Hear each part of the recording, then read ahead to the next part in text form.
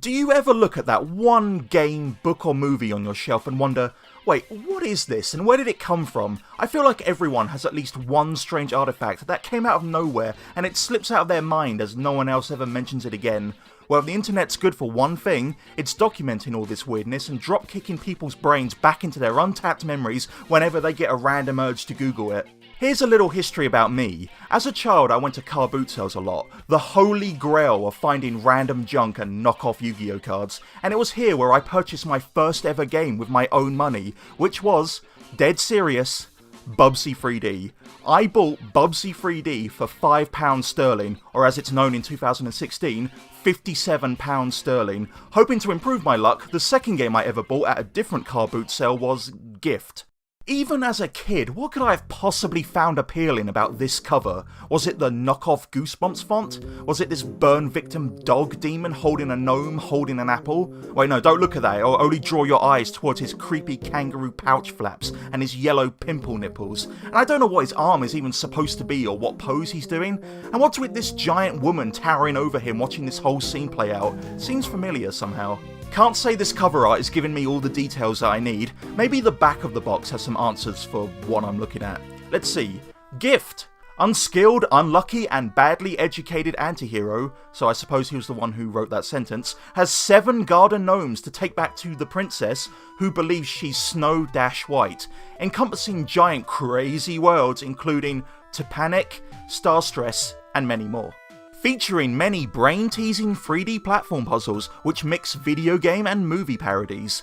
To suck seed, you must be able to run, jump, and fight hordes of wacky monsters. Happy hunting. Hunting what? The gnomes? I thought he has them. Oh, whatever, this is probably written by French people since it's Cryo Interactive, who also made Asterix and Obelix Take on Caesar. Wait, I had that game too! Now I'm the one who's getting brain drop kicked. Never mind what's on the case though, this game should have come in a jar anyway because it's got my jam!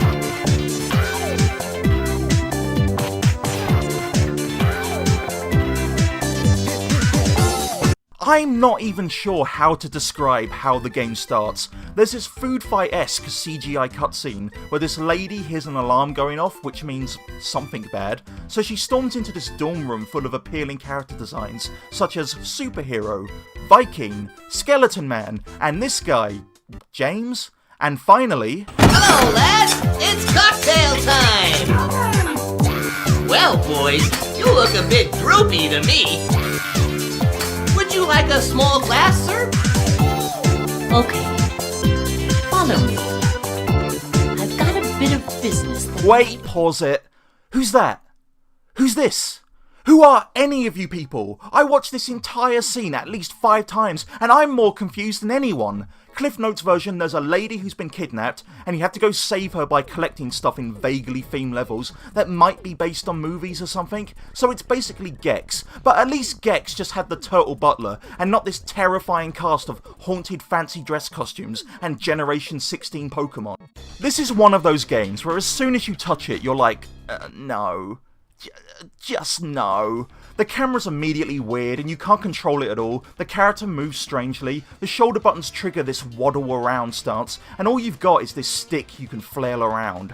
It also stops dead in its tracks constantly to bombard you with information in the most blunt yet still confusing manner possible. Here's what green crystals do, here's what yellow crystals do, pick that up, hit this switch, watch out for these guys, there's shadow creatures who are made out of shadows but can only exist in the light, and light creatures who are made of light but can only exist in shadows. I guess they don't like blending into a crowd, kind of like making a YouTube video about a game no one has heard of just to stand out. Even the heads up display is confusing.